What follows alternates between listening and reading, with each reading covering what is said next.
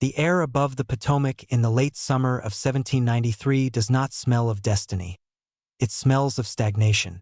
A thick, humid miasma clings to the lowlands, a fog that rises from the tidal marshes to obscure the view of the disparate collection of farms and forests that have been optimistically designated as the seat of an empire.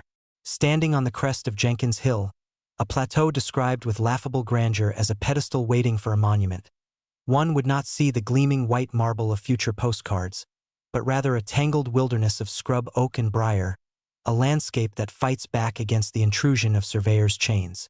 It is here, in this humidity that rots leather and sours the mood, that the young republic decides to carve its likeness into the earth. The decision is not born of practicality, for the ground is treacherous and the climate lethal, but of a desperate, clawing ambition to mimic the permanence of Rome in a nation that is barely a decade old and already fraying at the edges.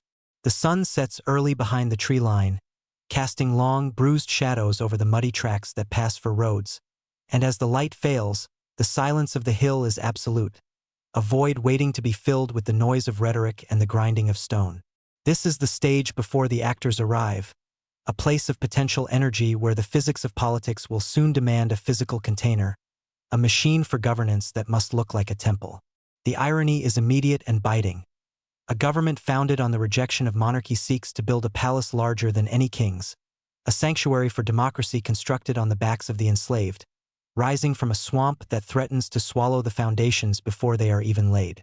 The architectural vision for this wilderness begins not with a consensus, but with a collision of egos that foreshadows the very legislative battles the building is meant to house.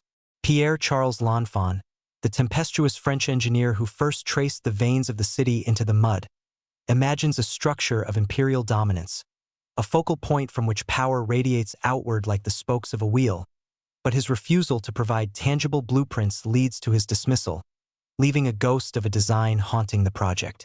Into this vacuum steps a competition, a public call for designs that yields a tragic comedy of amateur sketches and impossible geometries, bridges that lead nowhere and domes that would collapse under their own weight. It is a humiliating start for a nation trying to project competence. Then comes William Thornton, a physician and amateur architect with no formal training but a painterly eye for proportion, who submits a drawing that captures the imagination of President Washington. Thornton's design is a dream of classical harmony, a central rotunda flanked by balanced wings, a picture of order that belies the chaotic reality of its execution. Professional architects like Stephen Hallett, who actually understand the mechanics of load-bearing walls, view Thornton's pretty picture with undisguised contempt, seeing it as a recipe for structural failure. Thus, the cornerstone is laid on September 18, 1793, not in a spirit of unified artistic purpose, but amidst a simmering feud between the visionary and the builder, a tension between the aesthetic ideal and the brutal reality of physics that will plague the capital for the next century. Washington descends into the trench in his Masonic apron to tap the stone into place, a ceremonial act of grounding that feels heavy with foreboding, as if he is planting a seed that will require blood to grow.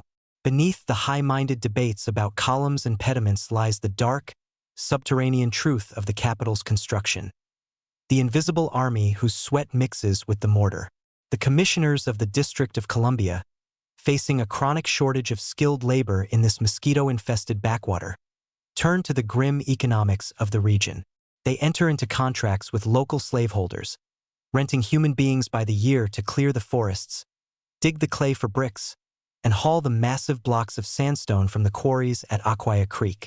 The ledger books of the era, preserved in fading ink, record these transactions with chilling bureaucratic detachment, listing names like Negro Tom or Austin, alongside the prices paid for lumber and nails. These men, enslaved and forced to build the Temple of Liberty, labor in the quarries 40 miles downstream, cutting the soft, porous stone that will form the building's skin. The stone itself is flawed, a metaphor in geology. The Aquia sandstone is easy to carve but prone to disintegration when exposed to the elements, much like the fragile unity of the states it represents. As the walls begin to rise, slowly and painfully, they are formed by hands that will never cast a ballot within them. The sound of the construction site is a cacophony of the lash, the pickaxe, and the shout, a daily grinding of human misery that underpins the rising facade. This hypocrisy is not a secret shame but a public operational standard, a foundational paradox that is baked into the very walls, ensuring that the capital is born with a curse of dissonance, a structure designed to proclaim freedom while being physically manifested through coercion. By the turn of the 19th century, the project is already a disaster of mismanagement and structural incompetence. The walls of the North Wing, the first to be attempted, begin to buckle before the roof is even on, the result of shoddy foundations and the chaotic succession of architects who undo each other's work out of spite. The interior is a labyrinth of dark corridors and ill-conceived spaces, damp and smelling of wet lime. When the government finally moves from Philadelphia to Washington in 1800, they arrive not at a gleaming city on a hill, but at a construction site littered with debris. The Congress is forced to squeeze into the only finished section, the North Wing, crowding the Senate, the House, and the Supreme Court into a single, suffocating box while the South Wing remains a gaping hole in the ground. The roof leaks, the heating is non-existent, and the acoustics are so poor that speeches are swallowed by the echoes of the vaulted ceilings. It is a humiliating hovel for a national legislature, a physical manifestation of the government's fragility. The legislators huddle in their greatcoats against the damp chill, debating the future of the nation while staring at the unfinished brickwork that surrounds them. There is a pervasive sense that the building is rejecting them, that the swamp is reclaiming the stone, and that the entire enterprise is a folly destined to collapse. The unfinished capital becomes a symbol of the unfinished nation, a fractured, disjointed thing held together by temporary wooden walkways and sheer obstinance, waiting for a wind strong enough to blow it all down. The wind arrives in the form of war. As the conflict of 1812 escalates, the capital sits vulnerable and exposed, a white beacon in an undefended city. The construction has halted, the funds dried up, leaving the two wings, the Senate on the north and the House on the south, connected only by a crude, covered wooden bridge where the rotunda is meant to be. It looks less like a parliament and more like two separate fortresses eyeing each other warily across a divide, a prescient architectural map of the coming sectional crisis. Inside, the atmosphere is toxic. The House chamber, now located in the South Wing, is a stifling, windowless oval dubbed the oven, where the heat of the Virginia summer combined with the heat of political rhetoric makes the air unbreathable. Tempers flare in the humidity, and the violent language of the floor seems to be amplified by the claustrophobic architecture. The building is not a sanctuary. It is a pressure cooker. As British troops land in the Chesapeake and march toward the capital in August of 1814, there is a frantic, disorganized attempt to save the sacred documents, but the building itself cannot be moved. It stands silent on the hill, abandoned by the government that commissioned it, a hollow shell waiting for the torch. The emptiness of the halls on that humid August night is terrifying, a vacuum where the absence of law and order creates a physical weight.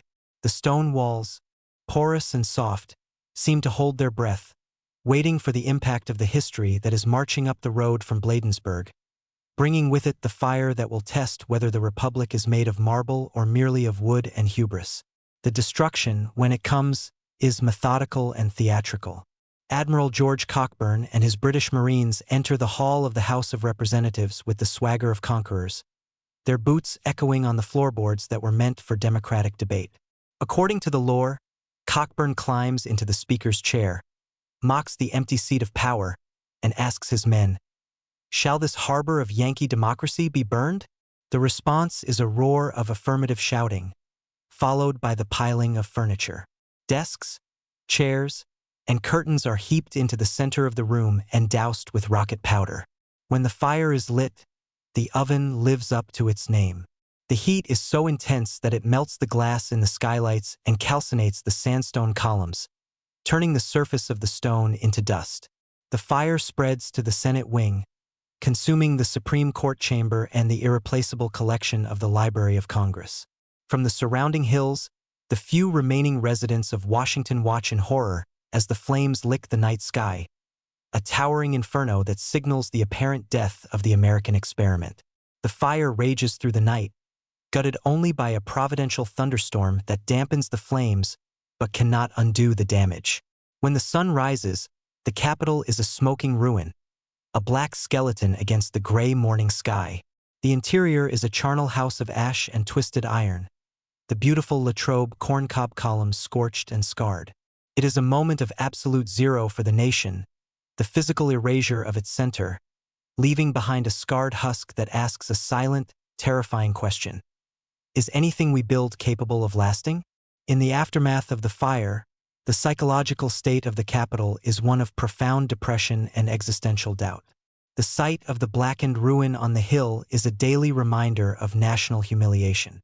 Many in Congress argue that the city should be abandoned entirely, that the government should retreat to Philadelphia or further west, leaving the Potomac Swamp and its charred monument behind as a failed experiment. The debate is fierce, driven by a desire to escape the memory of the flames, but ultimately, a stubborn pride prevails.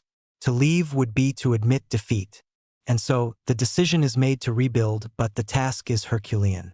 Benjamin Henry Latrobe, the architect who had spent years refining the interior before the war, is summoned back to resurrect the corpse. He finds the walls dangerous and unstable, the stone friable from the heat. He must tear down much of what remains before he can build up again. It is a grim, thankless job, working in the shadow of failure. Latrobe is a man obsessed with the symbolic power of architecture. He is not just repairing a building, he is trying to forge a national identity out of the wreckage. He designs new columns with capitals featuring American tobacco leaves and corn ears, a desperate attempt to create an indigenous architectural language, to say that this building springs from this soil and belongs to this land. But the work is slow, hampered by a lack of money and the constant interference of a micromanaging Congress that is forced to meet in a cramped temporary brick building nearby. The brick capital becomes the interim brain of the nation, while the stone skeleton on the hill looms over them, a demanding, expensive ghost that refuses to be exorcised. By 1818, the strain breaks Latrobe and he is forced out, replaced by Charles Bulfinch, a pragmatic New Englander with a cooler temperament. Bulfinch inherits a project that is finally taking recognizable shape, but the central rotunda remains a void. It is Bulfinch who must close the wound between the two wings, constructing the central dome that will unify the building. This first dome is not the soaring white cast-iron giant of today, but a lower, copper-covered wooden structure, modest and somewhat squat. Beneath it, in the center of the rotunda, a crypt is constructed, intended to hold the body of George Washington, the father of the country. The design calls for an opening in the rotunda floor so that visitors can look down into the tomb, a direct visual link between the living government and the dead founder. But the plan fails. Washington's family refuses to move his body from Mount Vernon, and the crypt remains empty, a hollow reliquary waiting for a saint who will never arrive. This emptiness at the heart of the Capitol is palpable. The rotunda becomes a vast, echoing chamber of commerce and loitering, a place where vendors sell apples and ribbon, and where the sound of footsteps reverberates with a lonely, hollow ring. The center of the government is a vacuum. In the center of the rotunda, a statue of Washington is eventually placed, Horatio Greeno's massive marble depiction of the president as a semi-nude Zeus, creating a jarring, uncomfortable spectacle that is ridiculed by the public and eventually moved out into the rain. The building tries to manufacture gravitas but achieves only a strange, cold awkwardness, a temple searching for a deity. As the 19th century pivots toward its middle decades, the nation undergoes a terrifying growth spurt, expanding westward with a voracious appetite that the building on the hill can no longer contain. By 1850, the number of states has doubled since the cornerstone was laid, and the legislative chambers are dangerously overcrowded. Senators sit elbow to elbow. Representatives have no desks. The building designed for a small coastal republic is bursting at the seams, a physical manifestation of the country's manifest destiny. The air inside is perpetually stale, the ventilation non-existent, and the smell of tobacco juice, spit liberally onto the floors and into the fireplaces, permeates the heavy drapes. It is a masculine, aggressive environment, a locker room for empire. Realizing the crisis, Congress authorizes a massive expansion, a competition to add two new, gigantic wings to the north and south. The winner is Thomas U. Walter, an architect from Philadelphia who proposes a grand, classical extension that will more than double the size of the Capitol. But this expansion creates a new aesthetic crisis. The old, low copper dome now looks ridiculously small, a tiny beanie cap perched on top of a sprawling palace. It is disproportionate, ugly, and wrong. The logic of the architecture demands a new dome, something massive, something that dominates the skyline. And so, just as the political fabric of the nation begins to tear irrevocably over the issue of slavery, the government commits to its most grandiose construction project yet. They decide to build a cathedral of unity at the precise moment that unity is becoming a fiction. The engineering of the new dome is a feat of industrial audacity that borders on madness. To build a structure of such height and volume out of stone is impossible. The existing foundation of the rotunda would be crushed into the mud. The solution is cast iron. The new dome will be a deception, a metallic shell painted to look like white marble, a triumph of the industrial age disguised as classical antiquity. The mastermind behind the logistics is Captain Montgomery Meigs of the Army Corps of Engineers, a man of rigid discipline and colossal ego who clashes instantly and constantly with the architect Walter. Their feud is the engine that drives the construction. Meigs turns the Capitol grounds into a high-tech industrial park, importing steam engines, derricks, and miles of scaffolding. The physics are daunting. Millions of pounds of iron must be hoisted hundreds of feet into the air and bolted together with watchmaker's precision. The dome is actually two domes, an inner shell for the viewer inside to see, and an outer shell to dominate the skyline with a complex truss system in between. It is a machine for awe. As the iron ribs begin to rise, they resemble the ribcage of a leviathan, a dark, skeletonized structure that looms over the city. The noise of the riveting is deafening, a metallic pounding that serves as the heartbeat of the Capitol, drowning out the increasingly hysterical debates occurring in the chambers below. The construction site is a scene of modern industrial warfare, a battle against gravity and wind, waged by men dangling on ropes, building a crown for a king that is slowly dying. Inside the expanding walls, the violence of the frontier enters the legislative chamber. The Capitol is no longer a place of polite discourse. It is a dangerous arena.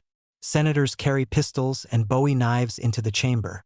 Insults are traded that require satisfaction in blood.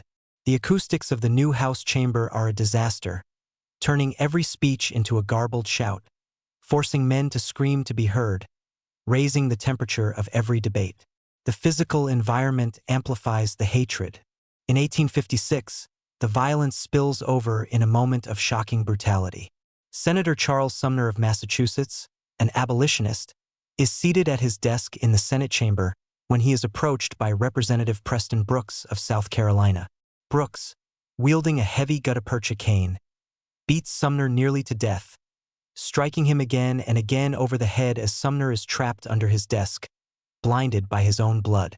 The sound of the cane cracking against the senator's skull echoes in the chamber, a sickening percussion that signals the end of compromise. The floor of the Senate is stained with blood, the very carpet soaking up the violence of the coming war. Other senators watch, some blocked from interfering by Brooks's pistol-wielding ally. It is a desecration of the sanctuary, a proof that the building can no longer contain the forces tearing the nation apart. The stone walls are mute witnesses to the breakdown of civilization. The structure stands, but the spirit within it has collapsed into barbarism. By the winter of 1860, the exodus begins. Following the election of Abraham Lincoln, the Southern states do not just threaten to leave. They pack their bags.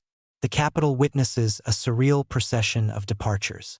One by one, senators and representatives from the South rise to deliver their farewell speeches, words dripping with tragedy and defiance, before walking out of the heavy bronze doors for the last time. Jefferson Davis, the future president of the Confederacy, gives a tearful address to a hushed Senate, his voice trembling with the weight of the moment. As they leave, the chambers become eerily empty. Rows of desks sit vacant, ghostly reminders of the fractured Union. The building feels too big now, a vast, echoing cavern designed for a hole that no longer exists. Outside, the great dome is unfinished, a jagged stump of iron open to the winter sky, with the crane of the derrick sticking out of the top like a broken limb. It looks like a ruin in reverse, a monument to failure. The wind howls through the open ironwork, whistling a mournful tune. To the observer in 1861, the half-finished Capitol is the perfect metaphor for the United States. Ambitious, incomplete, structurally unsound, and abandoned by half its tenants. The dream of a continental empire seems to have died, leaving behind a pile of expensive scrap metal and a building that is suddenly, terrifyingly silent. The silence is shattered in April 1861, not by debate, but by the tramp of boots. War has come, and the Capitol is commandeered for a new purpose: a barracks. The 6th Massachusetts Regiment, the first volunteers to arrive to defend the city, marches up the hill and takes possession of the building. The transformation is grotesque and total. The legislative chambers, with their velvet drapes and mahogany desks, are turned into dormitories. Soldiers sleep on the floor of the House and Senate. They hang their laundry from the chandeliers. They stack their muskets against the marble statues. The basement of the Capitol, the labyrinth of brick arches, is converted into a massive bakery to feed the army. The iron bakeries churn out thousands of loaves of bread a day, the smoke from the ovens rising up through the ventilation shafts to fill the rotunda with the smell of yeast and burning flour. The crypt becomes a storage room for bacon and salt pork. The building is desecrated, turned inside out. The pristine marble floors are covered in mud and grease. The walls are chipped by careless bayonets. It is a shocking visual juxtaposition. The temple of high ideals occupied by the gritty, sweating reality of the infantry. The Capitol is no longer a brain. It is a stomach and a shield, a fortress on a hill surrounded by earthworks, preparing to repel an invasion from its former brothers. As the war grinds on, the role of the building shifts again, descending into a deeper circle of hell. The battles of Bull Run, Antietam, and Fredericksburg produce a tide of human wreckage that overwhelms the city's hospitals. The Capitol is pressed into service as a triage center. The rotunda, the great circular hall intended to celebrate the glory of the Republic, is filled with cot after cot of dying men. The groans of the wounded echo off the high, unfinished ceiling. Surgeons operate on the floor, their saws working through bone amidst the stench of gangrene and chloroform. The paintings of the Founding Fathers look down upon the amputation of limbs. It is a scene of Goyaesque horror, the high art of the state serving as the backdrop for the butchery of the state's citizens. Blood seeps into the sandstone pavers, leaving stains that scrubbing cannot remove. The building absorbs the pain of the war physically.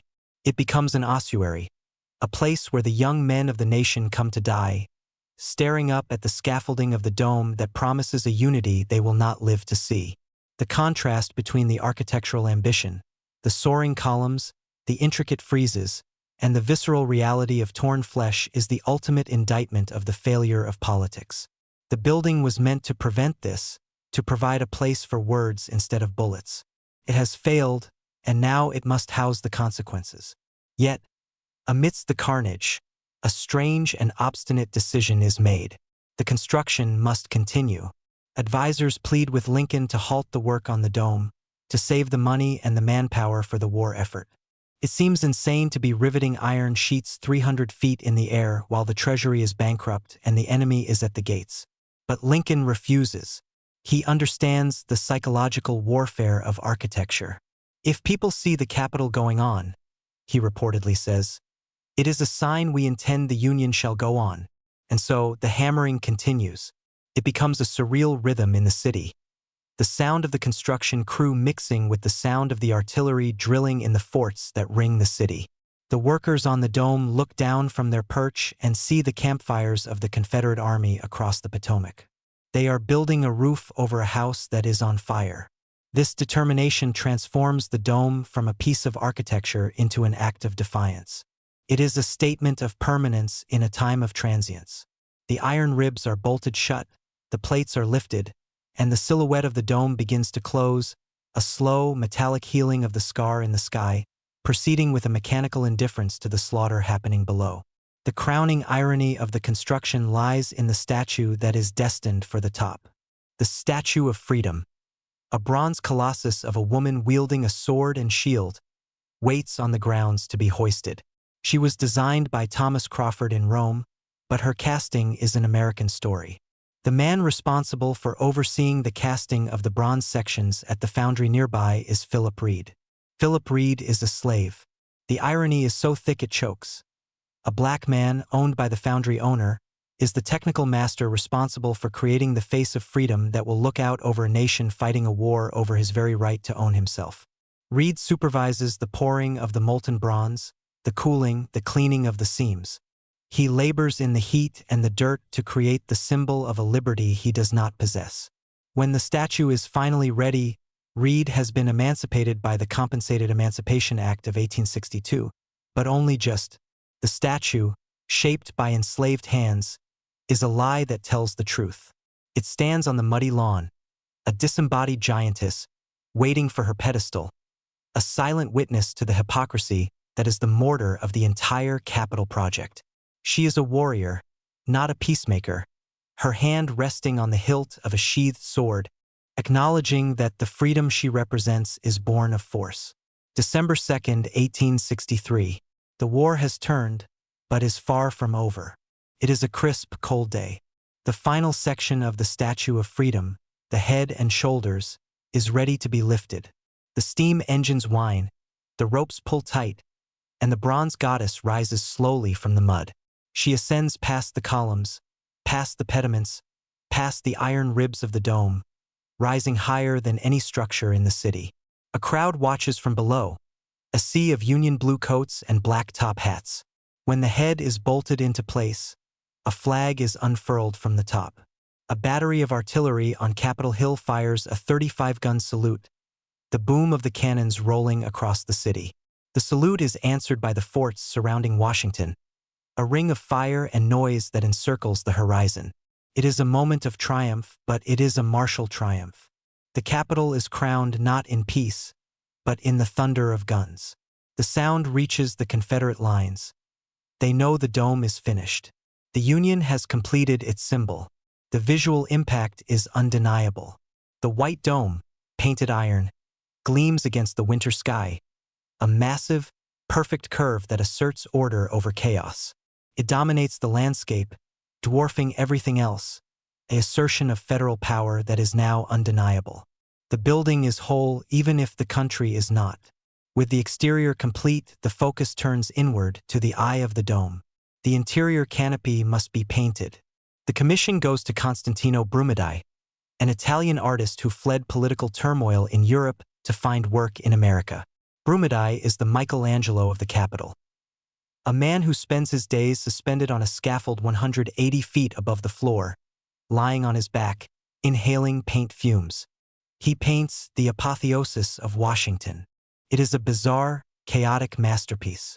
In the center, George Washington ascends to heaven, flanked by victory and fame, dressed in lavender robes, looking like a god. Around him are scenes of American progress, science, marine, commerce, mechanics. But the figures include Roman gods, Mercury, Vulcan, Ceres, mingling with American inventors like Benjamin Franklin and Robert Fulton. It is a hallucinatory blend of the ancient and the modern, a celestial ceiling for a secular government. Brumidi paints this heaven while the country below is still in the hell of Reconstruction. He paints ideal forms, muscle-bound and perfect, while the veterans hobbling in the streets below are missing legs and arms. The fresco is a desperate attempt to mythologize the brutal reality of the American rise, to turn the steam engine and the telegraph into divine gifts. It draws the eye upward, away from the blood-stained floor, demanding that the viewer look at the dream rather than the reality. By 1866, the major construction is done. The Capitol stands colossal and white, a finished product. But the silence that falls over the completed halls is different now. It is the silence of a graveyard. The cost of the building is incalculable, not just the millions of dollars, but the human cost of the delay, the labor, and the war that ran parallel to it. The United States that the building was started for in 1793 no longer exists. It has been replaced by a different nation, one forged in fire, more powerful, more centralized, and infinitely more scarred. The building reflects this. It is no longer the modest Republican house of the early sketches. It is an imperial palace of cast iron and heavy marble, a fortress of bureaucracy. The corridors are long and echo with the ghosts of the past. The slaves who laid the foundation, the soldiers who slept on the floor, the politicians who beat each other with canes. It is beautiful, yes. The light hitting the dome at sunset turns it into a beacon of gold. But it is a beauty born of pain. It is a gilded gloom. The Capitol stands as a monument to the terrifying resilience of the American idea. That the structure will survive, no matter how much rot is in the foundation, no matter how many times it is burned, occupied, or broken. It is a trap made of stone.